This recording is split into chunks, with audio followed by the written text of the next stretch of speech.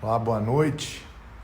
Estamos aqui iniciando o nosso WebESA número 100, aguardando a nossa palestrante, a doutora Fernanda Marinella, para encerrar um ciclo de palestras que foram programadas pela nossa Escola Superior de Advocacia. Tudo bom, Claudinha?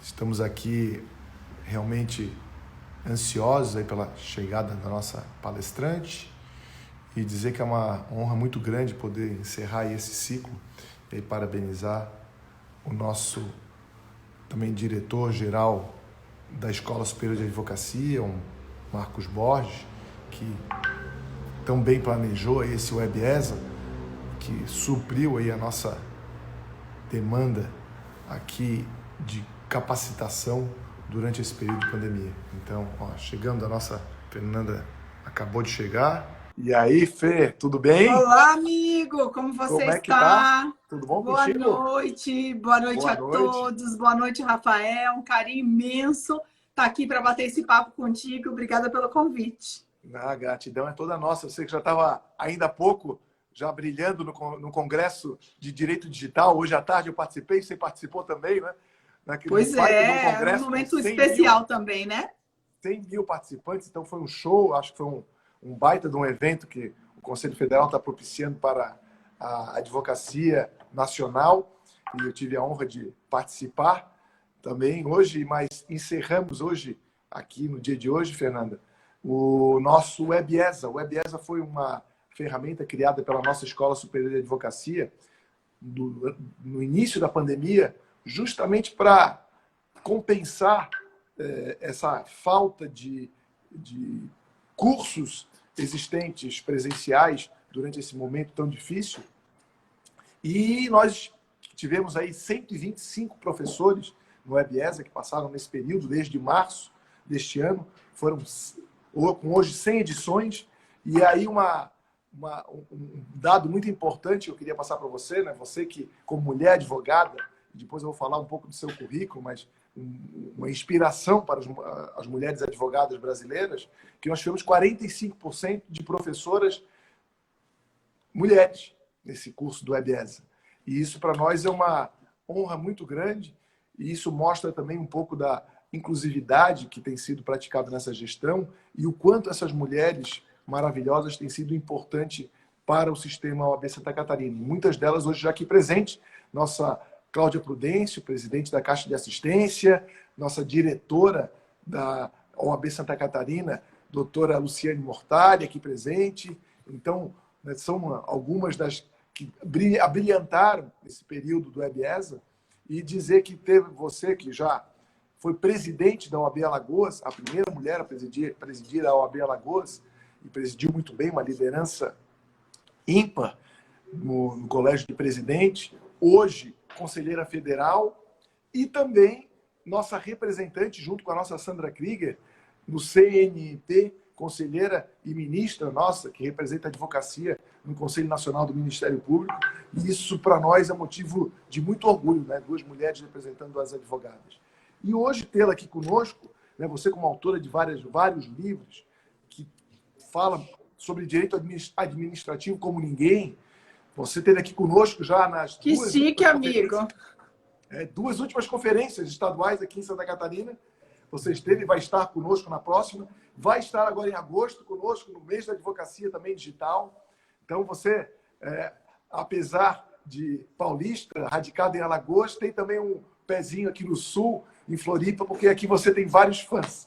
Então, Fernanda, e um tema que nós escolhemos, né, em conjunto, foi um tema que fosse atual, que tivesse relação com a área de direito administrativo, que é a sua especialidade, mas também estivesse conectado com uma situação muito peculiar no Brasil inteiro, que são as contratações públicas durante a pandemia. E por isso que essa eleição do tema foi tão importante, porque não apenas em Santa Catarina há várias controvérsias sobre as contratações públicas durante a pandemia, mas em todo o Brasil. E nada melhor do que alguém que conhece como ninguém o direito administrativo para falar um pouquinho de como podemos tratar, enfrentar, seja como OAB, seja como cidadão e principalmente como jurista, um tema tão peculiar. Então, Fernanda, você é a pessoa que tem agora a palavra e vai nos brindar com o seu conhecimento, compartilhando conhecimento com a advocacia catarinense, que hoje nos prestigia. Tá? Beijão, obrigado por você estar aqui conosco. Bom, primeiro, meu presidente, queria lhe cumprimentar, presidente Rafael, é um carinho imenso estar aqui fazendo esse bate-papo, né? Esse WebESA, que foi um projeto maravilhoso, que ganhou, na verdade, todo o sistema OAB, né? Muitos elogios, muitos comentários sobre ele, mas eu fico muito feliz de fazer parte desse projeto, e especialmente de ser o encerramento dele, né? A verdade é que essa aula centésima, né? Então, assim, é muito importante fazer parte dele, tive o tempo de chegar, né? Ainda que na última, assim, correndo para chegar lá, mas deu tempo de chegar. Obrigada por esse convite, fico muito feliz. Queria também cumprimentar assim, meu amigo de muitos anos, que é Paulo Brincas. Brincas é um amigo querido, assim, a gente sempre brincava que Brincas é meu amigo desde quando a gente era pobre. O único problema é que a gente continua pobre, entendeu? Então tá tudo problemático esse negócio. Mas a gente é amiga há muitos anos, né? De quando a gente começou a dar aula, de quando a gente começou na carreira de professor. Então, Brincas sempre foi um amigo muito especial em toda essa caminhada. Então, queria dar um abraço gigante em toda Santa Catarina, cumprimentando, então, meu amigo Paulo Brincas. Também queria cumprimentar a Cláudia, né? Dizer, Cláudia, parabéns pelo trabalho que você vem fazendo na frente da Caixa. A Cláudia é uma liderança feminina importante para todo o sistema OAB. E também com ela cumprimentar a Luciane. E não poderia deixar de registrar a minha companheira lá no Conselho Nacional de Justiça, né? Ou Conselho Nacional do Ministério Público, eu ainda estou no CNMP, né? Então, lá no Conselho Nacional do Ministério Público, eu vou ficar por lá por enquanto. A minha amiga Sandra Krieger, dizer que Sandra, estou com saudade, né? Faz tempo que a gente não se encontra, não divide as nossas discussões no plenário do Conselho Nacional do MP, então é um prazer imenso dividir com a Sandra também essa experiência, né? Primeira vez que a OAB indica 2 mulheres para a representatividade no Conselho Nacional do MP, então fico muito feliz de ter a Sandra como minha companheira, né? Nessa missão que é tão especial nesse momento que nós estamos vivenciando do próprio Conselho Nacional do MP. E aí, Rafael, vamos tratar do nosso tema, né? Em nome desses nossos representantes, eu cumprimento todos os advogados de Santa Catarina, todos aqueles que nos acompanham nessa live de hoje. Fico muito feliz de estar fazendo parte dela. Realmente o tema ele é muito atual. Ele vem trazendo várias discussões, vários debates e muitos problemas para o futuro do nosso país. Bom, mas para falar desse tema, acho que é importante a gente contextualizar aos colegas que nos assistem que momento que nós estamos vivenciando, né? E normalmente é dizer assim, ó, para o direito administrativo é um momento bastante desafiador. Mas, presidente, nossa disciplina, nosso direito administrativo, ele já tinha inúmeras ferramentas para esses momentos de exceção. A gente precisa entender que nós estamos vivendo uma pandemia. Pandemia significa contaminação de pelo menos 5 continentes. Nós estamos falando de uma crise mundial, portanto. E isso traz reflexo nas contratações públicas, porque nós precisamos de um respirador que estava sendo disputado mais no início, né, com os Estados Unidos e com a Europa e com todos os países do mundo. Quer dizer, então nós precisamos ter normas que façam frente a essa crise, que é uma crise mundial. Bom, além disso, precisamos entender que a pandemia não é só uma crise de saúde. Nós estamos para além de uma crise de saúde. Nós falamos, na verdade, de uma crise de saúde, mas também de uma crise econômica financeira. Falamos também de uma crise social. E aqui traremos também a preocupação com a crise no que diz respeito à segurança pública e à segurança jurídica do nosso país. Por que eu estou dizendo isso? Veja, quando nós pensamos numa crise de saúde, nós temos 2 questões importantes para o direito administrativo. Primeiro, é a prestação de um serviço público. É o serviço público de saúde que nós estamos falando. E esse é um serviço muito importante para o nosso país. Por quê? Porque é a manutenção da vida. E a manutenção da vida tem que ser de forma eficiente. Não adianta prestar saúde um mês depois, não adianta prestar saúde no dia seguinte. Nós precisamos de saúde hoje, precisamos de saúde agora. Então, é um serviço que não pode ter erro, não pode ter ineficiência, porque é a vida que está em jogo. Então, esse serviço é que está no auge do nosso debate. Quando nós pensamos também numa crise de saúde como essa, é importante perceber, Rafael, que nós também temos que ter normas de enfrentamento para a contenção da contaminação. O que significa isso? Exercício do poder de polícia. Quando nós falamos, por exemplo, dos decretos estaduais, municipais, que disciplinaram lockdown, fechamento, restrição, abertura, horário diferenciado, falamos de uso de máscara, todas essas determinações estão dentro do chamado exercício do poder de polícia. Então, para o direito administrativo, nós temos preocupações gigantes e a crise é efetivamente dentro da nossa seara. Agora, será que a gente já tinha norma para discutir tudo isso? Nós entendemos que sim. Na verdade, nós entendemos que a gente já tinha norma para falar de serviço de saúde, a gente já tinha norma para falar de poder de polícia, a gente já tinha norma para falar de contratações públicas de forma excepcional, a gente já tinha norma para disciplinar, por exemplo, a questão de requisição de bens para conter a crise ou para socorrer o iminente perigo. Então, na verdade, o direito administrativo ele já tinha muitos instrumentos que ajudavam nesse enfrentamento. Para ter uma ideia, Rafael, essa questão de isolamento e quarentena já estava previsto no ordenamento brasileiro desde 1975. Quer dizer, há muitos anos já se fala da necessidade, em momento de exceção, de quarentena, de isolamento, então de distanciamento social. Então, a norma não é nova. Mas, apesar de todas essas normas, o governo federal entendeu por bem uma nova normativa, uma nova lei. Por quê? Por situações específicas que essa doença nos traz. Nós não estamos falando de uma gripe espanhola, nós estamos falando, na verdade, de uma contaminação de Covid. Qual a diferença? A contaminação é diferente, a urgência é diferente, a forma como a doença se espalha, ela é diferente. Então, por isso, a decisão de uma normativa específica para esse momento que nós estamos vivenciando. E assim foi introduzida a Lei 13.979, que é a lei que disciplina, então, todas as medidas emergenciais para esse momento de Covid, para esse momento de pandemia. É importante perceber que a lei já traz um pouco do que já estava estabelecido, com uma adaptação para o momento que nós estamos vivenciando, seja cultural, seja social, seja próprio econômico do país. Agora, observe, dentre as mudanças introduzidas, dentre as medidas inseridas no ordenamento jurídico brasileiro, um dos pontos foi exatamente a forma de contratação. As medidas ou as regras para essa contratação acontecer de forma mais eficiente. Eu vou dar um exemplo clássico. Quando a gente começou a pandemia, a gente tinha uma discussão desesperadora pela contratação de respiradores. Os equipamentos eram fabricados pela China e eram disputados pelo mundo inteiro. No Brasil, existia um entendimento de que nas contratações públicas, os pagamentos só poderiam acontecer após a entrega do bem. Esse era o entendimento de interpretação da Lei 8.666 e esse era o entendimento de interpretação do Tribunal de Contas da União. Imagine, presidente, se era possível que a empresa chinesa ela ia se comprometer a entregar respirador para pagar depois. Tendo lá os Estados Unidos e a Europa pagando valores milionários para receber logo.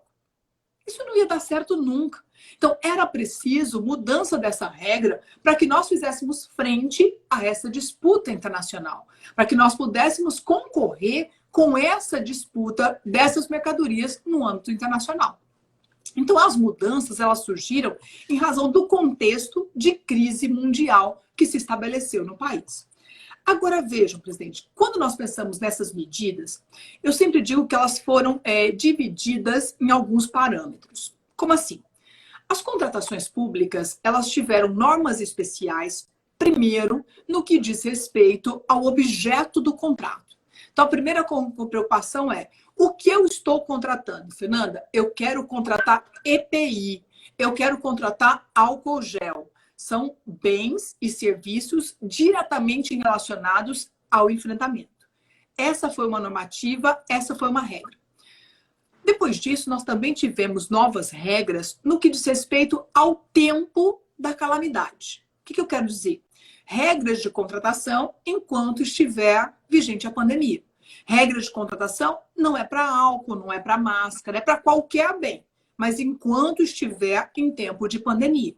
Então, nós sabemos que há o decreto legislativo que reconhece a calamidade pública no Brasil, e enquanto estiver em vigor o decreto legislativo, enquanto estiver em momento de calamidade pública, a gente vai ter o resguardo para a aplicação dessas normas de exceção. Então, a gente sempre faz essa divisão, né, em duas parcelas, em duas regras diferentes, em dois parâmetros diferentes, no que diz respeito a essas contratações. Agora, eu queria que todos percebessem algumas premissas, né? Sempre que a gente fala de crise de saúde, eu preciso de medidas emergenciais. Eu falo de uma emergência, mas eu falo de medidas que devem ser temporárias. Então, todas essas regras que nós vamos comentar aqui hoje, elas servem para o momento de exceção. Elas servem para o momento de pandemia. Fernanda, passada a pandemia, eu vou ter o retorno das regras anteriores.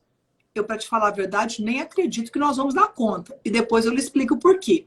Mas o fato é que nós temos normas de exceção para o momento de exceção que nós estamos vivenciando. Então, é importante separar isso.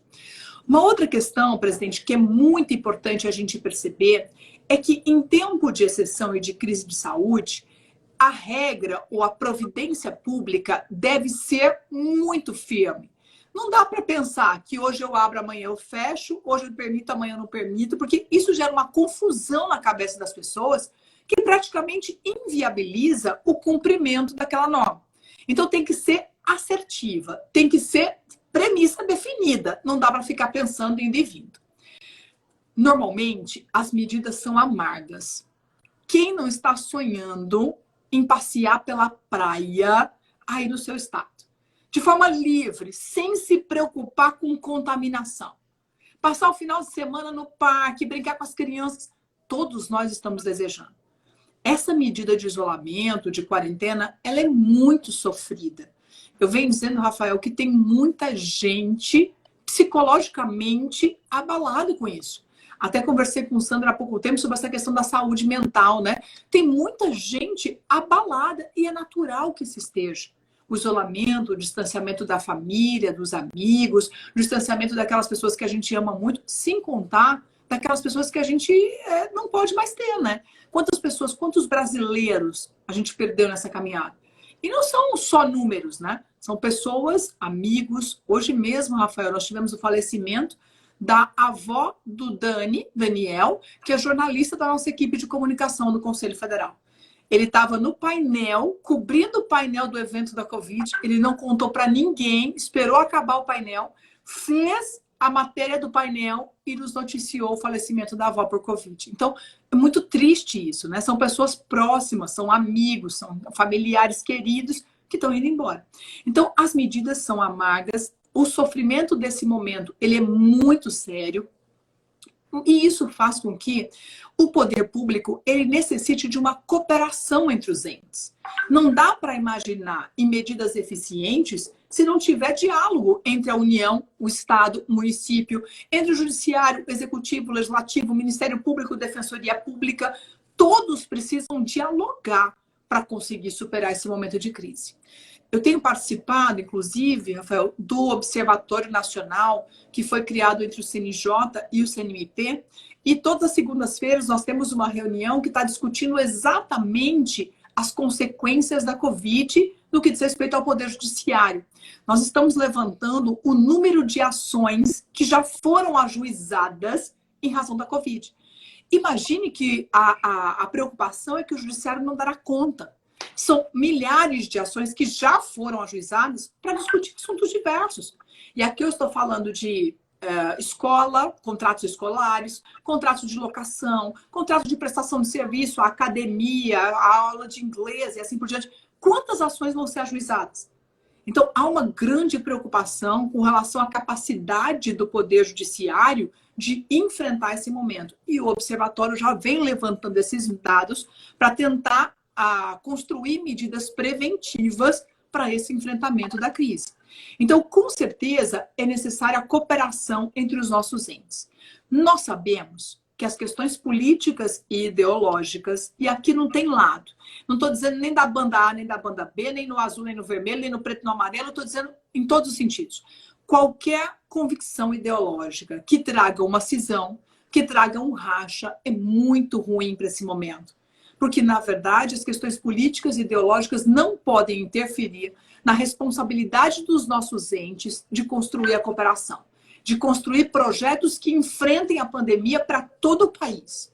E por que eu estou dizendo isso? Porque nós tivemos, então estamos vivendo realidades diferentes de uma região para outra. A pandemia, ela vem criando ondas, né? Numa região já está diminuindo, na outra está crescendo, na outra está no meio do caminho e assim vem. O que significa dizer?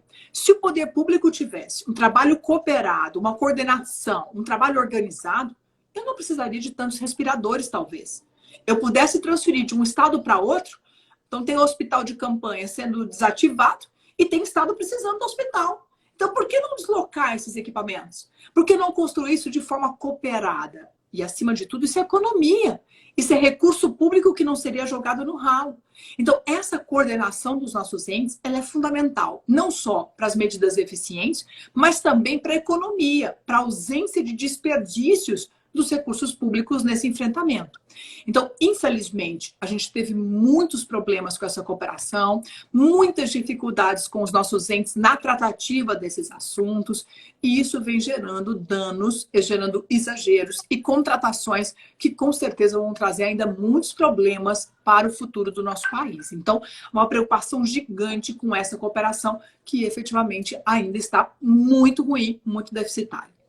Fernanda. Agora, veja. Quando a gente faz essa contextualização, eu vou entrar, Rafael, e aí fique à vontade para me interromper, Isso, tá? eu tenho uma pergunta para você. Vai lá, faz aí, amigo. A falta de interlocução entre os poderes públicos municipais, estaduais e federais. E, em razão disso, nós vemos muita dificuldade na contratação, principalmente desses insumos hospitalares, medicamentos, tão necessários para o combate à pandemia. E, por conta dessa necessidade, muitas vezes, do pagamento antecipado, e aqui em Santa Catarina nós tivemos um caso emblemático que a OAB se posicionou pela ilegalidade de uma contratação feita pela Secretaria de Saúde, que pagou 33 milhões antecipados e até hoje os equipamentos contratados não chegaram. Isso gerou uma série de desdobramentos políticos e legais, inclusive com prisões de autoridades em razão dessa celeuma. E eu queria que você comentasse quais as cautelas que o administrador público deve tomar nesse momento, porque, como você falou, é necessário muitas vezes fazer esse pagamento antecipado. Esse pagamento antecipado não é ilegal, mas como se cercar e evitar que esse pagamento antecipado se torne uma dor de cabeça, como foi o caso aqui em Santa Catarina? Bom, presidente, vamos contextualizar essa questão do cuidado que o gestor deve ter, né? Primeiro, vamos pensar, a primeira hipótese que surgiu nas contratações especiais vem exatamente em caso de emergência. Então, diz a nossa norma nova que, em caso de emergência, o poder público pode contratar, ele pode, então, tem a possibilidade de contratar, nesse caso, de forma direta com a dispensa da licitação.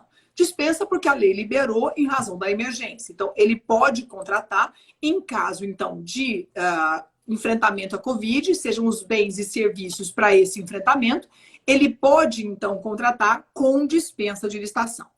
E uma questão interessante, e vai direto na sua resposta, é que essa contratação, ela precisa ser justificada, fundamentada, observe, a lei ela flexibilizou no que diz respeito a essa contratação, presumindo a emergência. Enquanto na contratação emergencial, que já existia no ordenamento jurídico brasileiro, essa contratação ela só era possível, só era permitida quando a gente tivesse a comprovação da emergência, quando tivesse caracterizado a emergência. No que diz respeito à pandemia, não há essa necessidade de caracterização. Então, na verdade, há uma presunção de que a emergência já acontece e de que é possível, então, realizar essa contratação. Muitos gestores públicos, e aí vai ser uma resposta, muitos gestores públicos entenderam que isso era um cheque em branco e que ele poderia contratar de qualquer jeito, ele poderia fazer de qualquer maneira, o que, na verdade, não é isso que prevalece. Porque apesar de ter uma flexibilização com a presunção da emergência, e isso facilita a contratação sem dúvida alguma, todavia, o processo de fundamentação dessa contratação e as exigências que comprovam o melhor preço, que comprovam a necessidade dessa quantidade de equipamentos, de respiradores ou de qualquer outro equipamento, que demonstra que aquela contratação, aquela empresa, ela tinha condições de prestar aquele serviço e de cumprir o contrato. Quer dizer, essa formalização que está prevista no artigo 26 da Lei 8666, ela continua existindo. Ela teve uma simplificação na comprovação da emergência, mas não significa um cheque em branco. Então não pode o gestor público dizer assim, eu posso contratar de qualquer jeito e sair. Então muitos entes viveram isso. Não é um caso só de Santa Catarina e fico triste por saber disso, né? Mas outros estados também vivenciaram isso. E alguns, inclusive, Rafael, contrataram com empresas que não tinham condições de cumprir. Alguns estados tiveram dinheiro devolvido. E é isso que vai ter que acontecer. A empresa tem que devolver e as responsabilidades precisam ser apuradas, eu não tenho dúvida disso. Mas é importante que se perceba que os cuidados e as precauções devem ser tomados pelo gestor antes da contratação. Não é para fechar o olho e fazer de qualquer jeito, não. Então, eu acho que muitos gestores desesperados no momento da contratação para resolver o problema, e nós tivemos casos também de estados que contrataram uma coisa e receberam outra. Na verdade, contrataram um respirador que supria a necessidade. Quando chegou, na verdade, não era aquilo. Era um equipamento muito insuficiente. Nós tivemos estados que tiveram devolução do recurso e tem estado que ainda não teve, que está brigando. E efetivamente tem que brigar sob pena, inclusive, de responder por improbidade administrativa.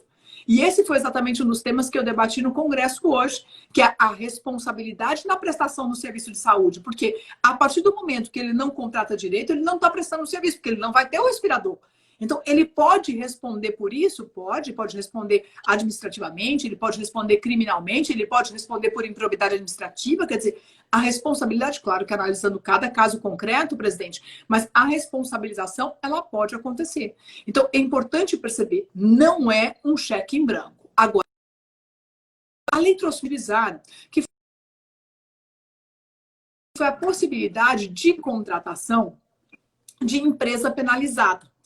Como poucas empresas forneciam esse tipo de bem, então acabou surgindo a possibilidade ou a necessidade de se contratar com as mesmas empresas. Imagine, eu tinha uma empresa que estava com suspensão de contratar com o poder público, eu tinha empresa que estava com declaração de inidoneidade, mas eu só tinha ela com respirador. Ou era com ela ou com ela. O que eu fazia? O que eu vou fazer nesse caso? O gestor dizia, agora eu faço o quê? Então, mão na cabeça. A lei diz, não, a lei permite que a contratação fosse feita com justificativa. Então, se devidamente justificado, eu posso contratar uma empresa que ainda que condenada com suspensão ou com declaração de inidoneidade, devidamente justificado, tem a possibilidade de ser contratada. Outra questão importante é com relação à contratação, no procedimento de contratação, eu digo na habilitação do procedimento licitatório. Tanto quanto à documentação, quanto ao processo de habilitação, houve uma flexibilização na redução dos documentos exigidos. Na verdade, o afastamento de algumas exigências, como o projeto básico, o estudo. Então, a depender do objeto do contrato, esses documentos ficaram liberados, com o objetivo de agilizar, porque muita pressa na contratação. Então, não dava tempo de formalizar o processo na sua necessidade, na sua abrangência. Então, por isso, houve uma flexibilização com relação às exigências da habilitação e com relação aos documentos a serem utilizados. Uma outra questão interessante. Na modalidade pregão, e aí a todos que nos acompanham, que estudam direito administrativo, é um prazer imenso estar com vocês aqui nesse bate-papo.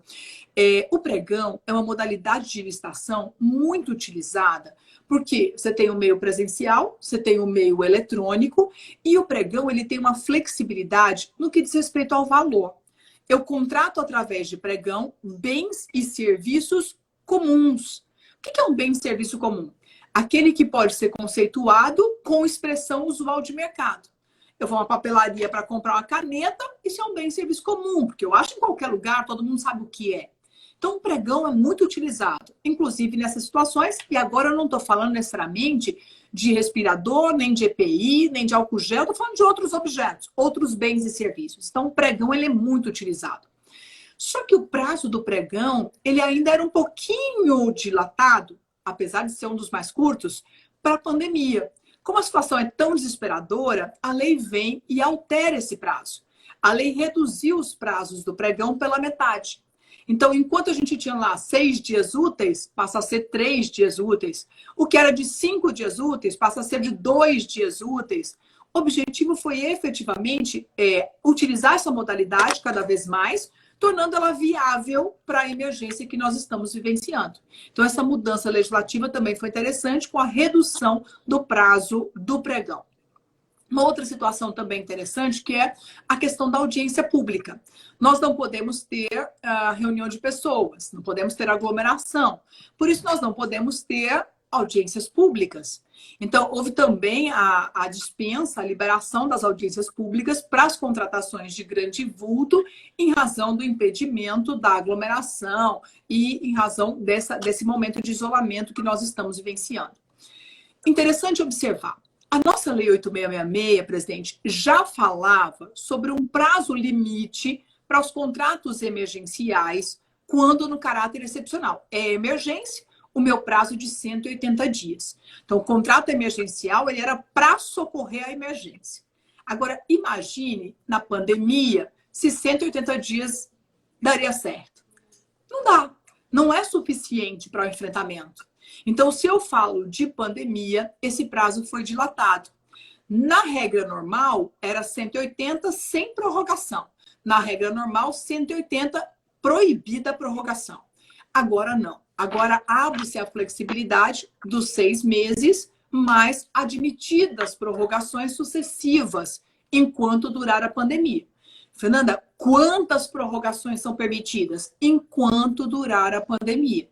Então, se eu falo, por exemplo, de contratação de serviços de limpeza, higienização, por exemplo, a possibilidade é um contrato emergencial. Se está no contexto do emergencial, se eu falo de definição de contrato emergencial, eu posso fazer sucessivas prorrogações enquanto socorrer a emergência, enquanto eu estiver em contexto de calamidade pública, em contexto do decreto legislativo de número 6. Então, é interessante perceber também essa flexibilização com relação à duração do prazo do contrato administrativo.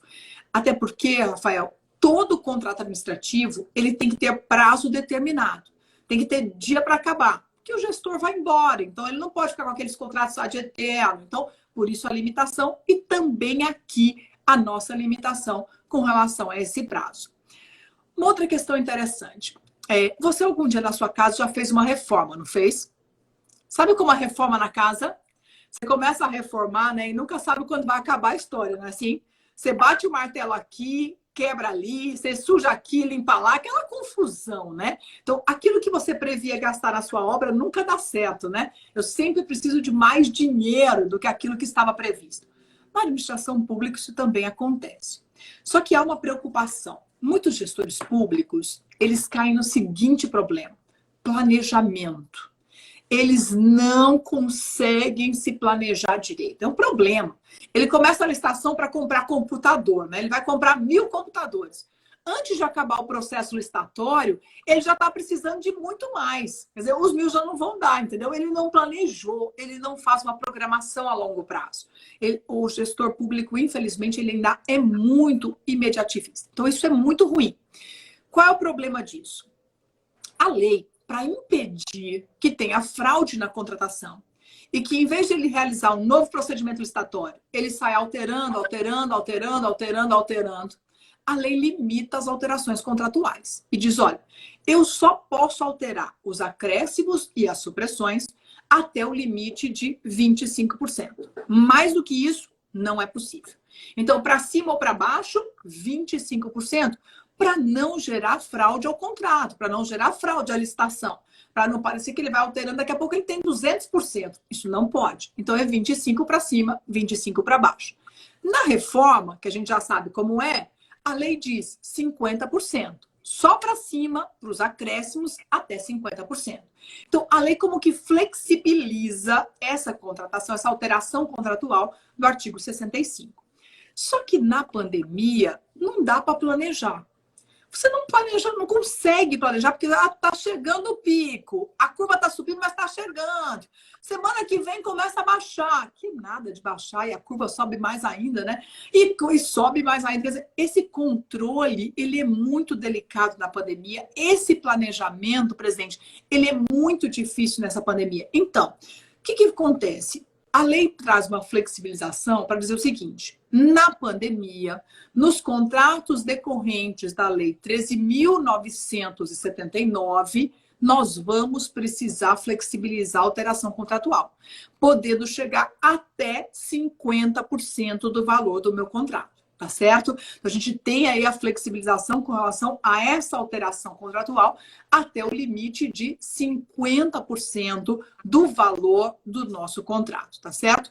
Acréscimos e supressões, presidente. E aqui fica uma questão, né?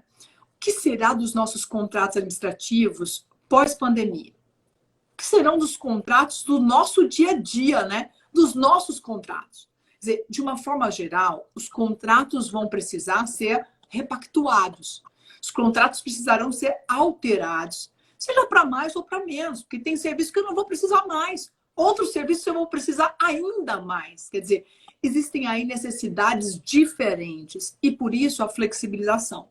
Então, nos contratos celebrados nos termos da Lei 13.979, eu posso ter acréscimos até o limite de 50% e supressões também, acréscimos e supressões até o limite de 50%. Então, isso é uma mudança.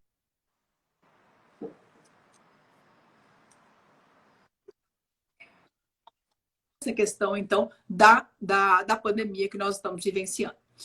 Interessante, acho que nós tivemos um ganho, presidente, quanto à publicidade.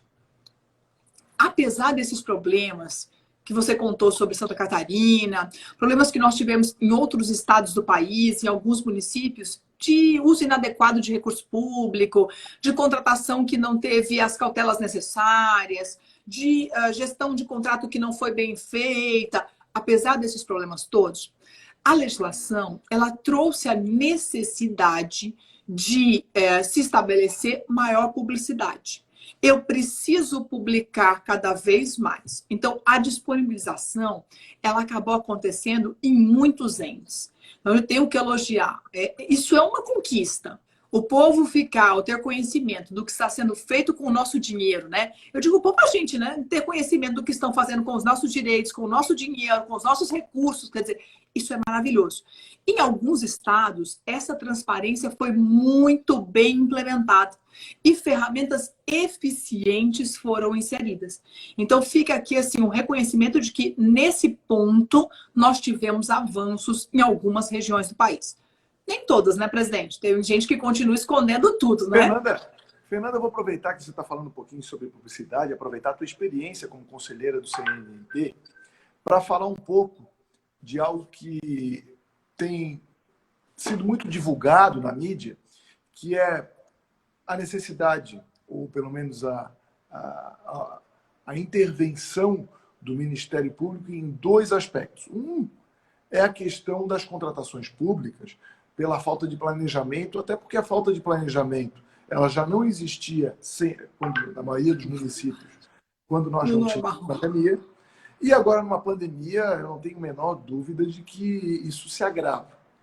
Então, nós temos aí uma intervenção e muitas vezes o Ministério Público ele não tem essa sensibilidade, porque não esteve lá sentado, vem da falta de estrutura de grande parte dos municípios brasileiros e acaba exigindo uma conduta, de um compliance que ainda não está implementado nas gestões públicas. E aí eu também uma outra pergunta que eu queria se você pudesse abordar, que é muitas vezes a interferência nas próprias decretações de lockdown, em que o Ministério Público passa muitas vezes a exigir dos gestores uma atuação sanitária que muitas vezes o gestor entende não ser a mais adequada, e ele faz a recomendação e depois vai ao judiciário. Ou seja, são dois aspectos, duas atuações do Ministério Público, sem qualquer tipo de crítica, obviamente, à instituição, mas já pontuando que o Ministério Público, muitas vezes, ele quer corrigir uma distorção que já existia, né, nas contratações públicas e que se agravou por conta da pandemia. E a segunda, que é uma atuação sanitária, muitas vezes em desconformidade com a intenção do gestor, ou em desconformidade com aquilo que o gestor, até na área sanitária, imagina ser a mais adequada. Como é que você vê essa interferência do Ministério Público nesses dois aspectos? Olha, presidente, eu acho que tem duas questões aí que são, acho que os maiores pontos, na verdade, de preocupações nossas lá no CNMP. A gente tem discutido muito esses dois pontos que você coloca. Eu acho que o primeiro deles é a questão do controle realizado sobre as contratações, sobre as determinações públicas desse momento de pandemia, né? Eu venho dizendo uma frase que é muito fácil você ser engenheiro de obra pronta. É muito fácil você olhar pelo retrovisor e criticar. A gente tem questionado muito, porque muitas vezes esse controle, digo, por exemplo, o ajuizamento de uma ação de improbidade numa contratação, ela vai acontecer a discussão vai acontecer daqui a 2 anos, talvez. O julgamento dessa ação daqui a 2 anos. O controle pelo Tribunal de Contas daqui a algum tempo também.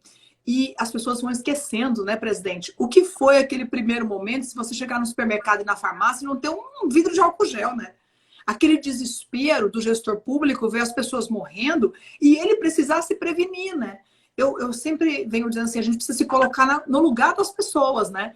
Ele está ali com a responsabilidade de salvar vidas. Então, ele tem um papel fundamental. A gente tem tido vários gestores com problema assim, de depressão mesmo, porque o desespero é tão grande de salvar e de ver o seu povo morrendo. Tem muitos que têm comprometimento verdadeiro, né, Rafael? Então, assim, isso é muito sofrido. Então, a gente precisa perceber que esse controle tem que ser feito, sem dúvida alguma. Nós não pactuamos com a ilegalidade, nós não pactuamos com a fraude, a contratação, com qualquer desperdício de dinheiro público.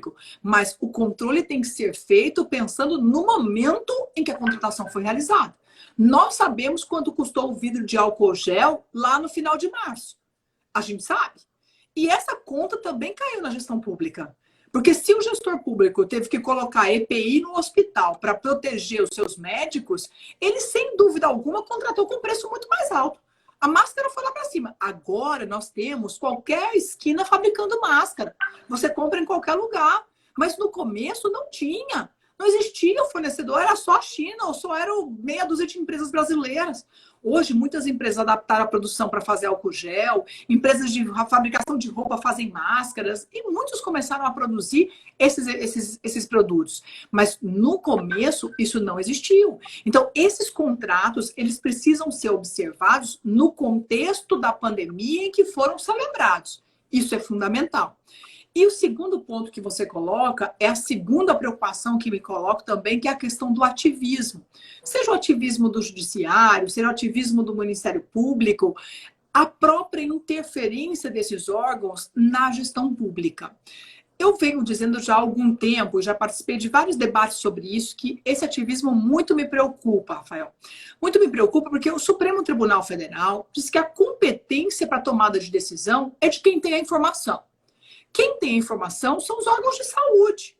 Portanto, a responsabilidade é da Secretaria de Saúde, a responsabilidade é da Secretaria Municipal de Saúde, é do Ministério da Saúde, é da OMS. Esses órgãos têm as informações necessárias. Porque nós temos que trabalhar com estatísticas, nós temos que trabalhar com números reais. Quer dizer, está subindo a contaminação, não está subindo, são quantos por dia? Tá... Esse controle tem que acontecer, esses dados eles são fundamentais. Então, quando a tomada de decisão é feita fora dessas informações, quando a tomada de decisão é feita sem esses dados, isso é muito preocupante. E eu estou lhe contando porque vários desses casos já estão no CNMP. Vários desses casos já estão sendo discutidos. Então, exemplo, determinação do prefeito para fechamento. Aí vem uma ordem do judiciário e manda abrir. Ou também o inverso. Determinação para abertura e vem o judiciário e manda fechar. Ou até mesmo o Ministério Público recomendando compra cloroquina para ser aplicado em todos os presos. Isso aconteceu. Imagine que teve determinação, nós tivemos determinação para aplicação, por exemplo, de medidas que não que o Ministério Público, deixando bem claro, Rafael, não tem competência sobre saúde, ele tem que exercer esse controle, ele é um defensor dos interesses da sociedade, mas ele não pode se sobrepor aos órgãos de saúde. Então, isso é muito importante. É claro que se o órgão de saúde não toma a decisão que deveria tomar, também acho que ele deve ser punido. Vamos responsabilizar. mas eu não posso ter o judiciário assumindo o papel do executivo, eu não posso ter o Ministério Público determinando o que não está na seara dele. Então, é fundamental que cada um exerça o seu papel. Então, esse ativismo é muito preocupante. Isso traz, Rafael, para a população uma instabilidade muito grande. Essa hora ninguém sabe direito, né? Que um manda fechar, outro manda abrir. Nós tivemos caso de alguns estados, por exemplo, que o judiciário determinou a reabertura com um cronograma. Veja só, vou dar esse exemplo para você. A cada 15 dias o retorno. 15 dias retorna isso, mais 15 dias retorna aquilo, mais 15 dias retorna aquilo, 60 dias de cronograma. Como pode um juiz ter ciência, ou ter o conhecimento para dizer que com 60 dias as crianças podiam ir para a escola? Me diga, qual é o parâmetro que ele tem? Não é médico, não é o estatístico do órgão de saúde, ele não é o chefe do executivo que está acompanhando, que criou um núcleo de discussão, que criou uma sala de situação para discutir o enfrentamento. Quer dizer, muitas vezes ele não tem esse conhecimento. Então, isso é muito perigoso. Eu não estou dizendo que as decisões judiciais não precisaram ser tomadas ou não devem ser tomadas em casos específicos, mas é com muita cautela, porque cada um tem o seu papel e deve responsabilizá-los por ele. Então, acho que isso é fundamental. Esses são 2 pontos que eu sempre coloco nessa nossa conversa de hoje, Rafael, e foi bom você ter antecipado, porque é exatamente, presidente, a preocupação com a responsabilidade do gestor público. Eu digo que o ativismo judicial, ele retira do cidadão o direito de voto. Por que eu estou dizendo isso? Quando a gente escolhe um representante nosso, seja para a Casa Legislativa, seja para uma prefeitura, seja para um governo do estado, a gente escolhe aquele que trata as nossas pautas. A gente escolhe aquele que defende aquilo que nós defendemos. Não é mais ou menos isso? São as nossas convicções. Por isso que eu voto naquele cara. Quando ele não me atende, eu mando ele embora. Como assim? Na próxima eleição eu não voto mais nele. Acabou o mandato, ele está demitido. Porque eu não quero mais ele para me representar. Ele não atendeu as minhas convicções. E aí, eu não estou falando de interesses pessoais, não. Eu estou falando de convicções do interesse público. Quando eu falo de um magistrado, de um membro do Ministério Público, o cargo é vitalício. Então, faça ele o desejo ou as minhas convicções ou não, eu não tenho como mandá-lo embora. Eu não tenho como desvencilhar. E muitas vezes, um prefeito, um governador, um gestor público, ele está sendo impedido de cumprir os seus compromissos na eleição porque há uma superfiscalização. Há um exagero na condução desse controle. Então, isso preocupa muito. E não pode acontecer assim. Na verdade, o voto é do cidadão. E o cidadão tem direito de escolher os seus representantes e de demitir quando não for assim o seu desejo. E é interessante porque a gente encontra de norte a sul, de leste a oeste, no ativismo judicial, e é claro que tem exceção, claro que tem magistrados maravilhosos, membros do Ministério Público excelentes, a gente não pode generalizar, mas a gente tem membro do Ministério Público e da magistratura que está decidindo sobre matéria que nem é da sua seara de conhecimento. Qual a profundidade que ele tem naquela pauta? Mas ele decide. E dentro da Covid, dentro da pandemia, há uma preocupação enorme com esse número de ações judiciais, como eu já disse. Então, o ativismo é um ponto de preocupação. Não dá para ter um juiz normatizando o A e o outro juiz normatizando o B. Então, isso vai virar um caos e não pode continuar, né? Já está em alguns locais e não pode continuar.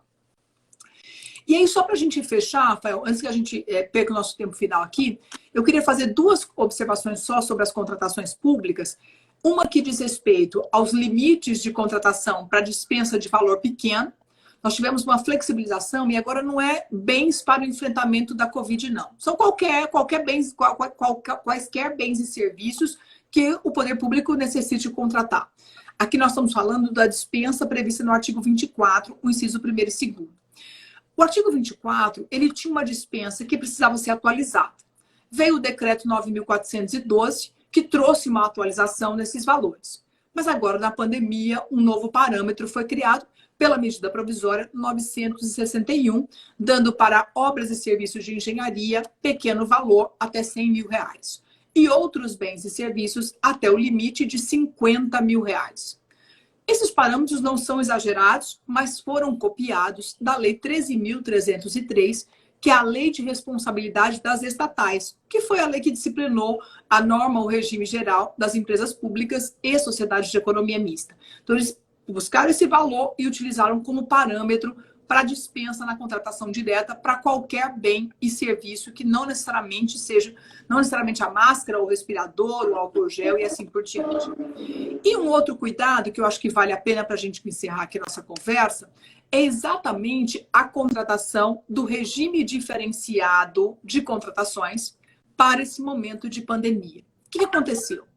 A gente sabe que o RDC, presidente, ele foi criado lá no momento da Copa das Confederações e Copa do Mundo, né? O Brasil foi escolhido para fazer os mundiais e esqueceu de fazer estádio, né? O tempo foi chegando, a Copa estava chegando, quer dizer, vai jogar futebol aonde, né? E começou a confusão. Para socorrer o desespero, que a Copa já estava bem ali em cima e não tinha estádio, eles criaram um regime diferenciado de contratações. Esse regime diferenciado foi muito criticado, não pela forma, não pelo seu recheio, mas sim pela forma como ele foi introduzido, pelo momento em que ele foi introduzido, que foi para socorrer uma inércia do poder público, uma ineficiência. Depois disso, o RDC ele passou a ser utilizado em objetos pontuais. Por exemplo, obras do PAC, construção de presídios, obras de enfrentamento à saúde pública. Então, eram objetos específicos, uma medida provisória, um novo objeto, estendia o RDC. Uma nova medida provisória, um novo objeto, estendia de novo o RDC. E ele acabou tendo um leque de aplicações, mas todas elas com objetos específicos. Agora, a medida provisória 961, ela amplia esse leque e diz para as contratações em momento de pandemia, enquanto estivermos em calamidade pública, eu posso utilizar o RDC. Fernanda, tem que ser para algum objeto específico? Não. Para o momento de pandemia, eu posso utilizar o regime diferenciado de contratações, o RDC. Então, isso foi uma ampliação gigante, porque até então o RDC não tinha sido utilizado dessa maneira. Ele era utilizado para situações pontuais. Então, agora abriu. E aí vem a minha conclusão, quando eu disse a você lá atrás, assim, ó, não sei se nós vamos conseguir voltar à Lei 8666 na sua plenitude. É claro que nós não temos outra lei. Com aquela abrangência, nós não temos. Mas o que eu quero dizer é assim, ó, quando nós pensamos em licitações e contratos, a gente já vinha precisando de lei há muito tempo. Na verdade, a Lei 8666 já era, assim, precisava ser atualizada há bastante tempo. Há um projeto de lei que tramita no Congresso Nacional, mas que não se resolveu até agora, está lá caminhando com aquelas discussões bastante longas. Com a aplicação do RDC como uma forma geral, isso me traz uma preocupação. Ou o novo PL sai, ou a gente vai sofrer bastante para voltar ao regime normal. Sair do RDC e voltar ao padrão normal. Fernanda, você acha que tem que aprovar a lei desse jeito agora? Não, não acho que tem que aprovar na pandemia, eu não acho que tem que ser a corrida para aprovação desse PL, mas eu acho que a discussão precisa acontecer e a Lei 8666 precisa ser modernizada. É o momento. Nos mostra, as normas que foram criadas para a pandemia nos mostram que a lei precisa realmente e efetivamente ir para ontem de atualização. Então, era isso que eu queria ali colocar, presidente, assim, os principais pontos, na verdade, com relação a essas contratações. Acho que esses os principais aspectos. Pô, Fernanda, gratidão enorme aí pela tua aula, falar sobre esse novo normal, dando aí uma expectativa aí do futuro do direito administrativo. Eu quero dizer que nós temos aqui várias fãs aqui, suas, aqui em Santa Catarina. Rejane Sanches, nossa presidente da Comissão da Mulher Advogada. Aqui, é uma linda. Temos a Luciane Mortari, que deixou também o recado dela, a nossa diretora. Temos a Maria Tereza, diretora da OAB Chapecó, a Eliane, presidente da OAB Videira, Renata Castilho, que foi presidente, nossa conselheira estadual, Carol Rasmussen, a nossa presidente da Comissão de Prerrogativas, a Giane Belo, também conselheira estadual, Janaína Prazeres, nossa ouvidora geral. Nós temos aqui várias colegas nossas aqui que são fãs suas, tiveram oportunidade aqui de ver você aqui conosco na nossa Escola Superior de Advocacia, apesar da distância física, mas próximos virtualmente, porque é como se aqui fosse a nossa salinha da nossa casa, e ter você aqui, que você é uma baita amiga, né? Tem até um pouco de ciúme do Brincas, mas compreendo que ele se conheceu primeiro, mas o Brincas, como é meu irmão, então você é uma amiga de uma grande amiga de um grande irmão meu, e então pronto, você então a gente já acaba falou do certo, está resolvido. Por conta disso, eu me sinto, né, no mesmo patamar. E dizer, Fernanda, assim, que foi uma satisfação enorme. Uma honra terminar esse ciclo do WebESA com a 100ª aula, um projeto vencedor. O Marcos Borges, nosso diretor-geral da ESA, também está aqui, mandou o seu recado. E parabéns, Marcos. A Nanda Cel, que é diretora também da ESA, que está ao lado do Marcos, planejando essa capacitação da advocacia catarinense. Então, fechar com uma mulher maravilhosa, com tanto conhecimento, que tanto contribui para a advocacia, para o conhecimento jurídico, para nós é uma enorme honra. Fernanda, só a nossa gratidão é a palavra certa que resume todo o sentimento que a advocacia catarinense tem em relação à tua pessoa e à tua presença neste dia, que eu sei que você teve que se livrar de alguns compromissos para estar aqui conosco essa noite. Tá? Brigadão, e dá a sua mensagem para finalizarmos a noite. Bom, presidente, muito obrigada mais uma vez por esse carinho, por essa forma de me receber. Muito obrigada por esse convite. Eu fico muito feliz de estar na OAB Santa Catarina, né? Eu sei que de longe, mas eu me sinto em Santa Catarina. Eu queria muito abraçar todos aqueles que mandaram recadinhos aí, as meninas maravilhosas de Santa Catarina, né? Eu fico muito feliz de encontrá-las assim, dessa forma, né? Então, obrigada pelo carinho, obrigada pelas mensagens, parabéns por esse projeto WebESA, e aí Marcos, Amanda, parabéns pelo projeto, né? Isso é maravilhoso, aproxima, discute, amplia o debate, eu acho que é isso que nós precisamos, né? Nesse momento nós precisamos de bom senso, então dialogar, conversar e construir novas ideias, isso é fundamental. Eu venho dizendo, presidente, que é o momento da gente se apropriar da nossa responsabilidade nesse contexto que nós estamos vivenciando. Eu disse mais cedo que nós faremos parte do capítulo da história que será lido pelos nossos netos. Que esse momento de pandemia, acho que meus filhos já não vão viver mais isso, mas os meus netos com certeza vão viver. E eu acho que é escolher de que maneira a gente quer aparecer nesses capítulos dos livros, né? Então, eu acho que esse é um papel nosso. Eu digo que nós, operadores do direito, ocupando os espaços que nós ocupamos, nós temos uma responsabilidade gigante, né? Então, protagonizar, assumir esse papel e fazer a diferença, né? Lutar por um pedacinho, a gente não vai conseguir mudar o mundo, mas vamos plantando as sementinhas, né? E a gente vai deixando aí nesse caminho nossa participação e a nossa contribuição. Eu venho dizendo que eu não vejo a hora de ter direito de sorrir e de ter direito de abraçar. De sorrir porque eu odeio a máscara. Mas eu não vejo a hora de ter direito de sorrir e de abraçar as pessoas. Inclusive você, meu presidente, meu amigo Paulo Brincas e toda a OAB de Santa Catarina, o meu grande abraço apertado e gratidão. Muito obrigada e um beijo imenso. Valeu, Fê. Valeu, obrigado. Tchau a todos. Uma ótima noite. Em agosto nos vemos no mês da advocacia digital em Santa Catarina. Beijão. Até lá, amigo. Beijo. Valeu.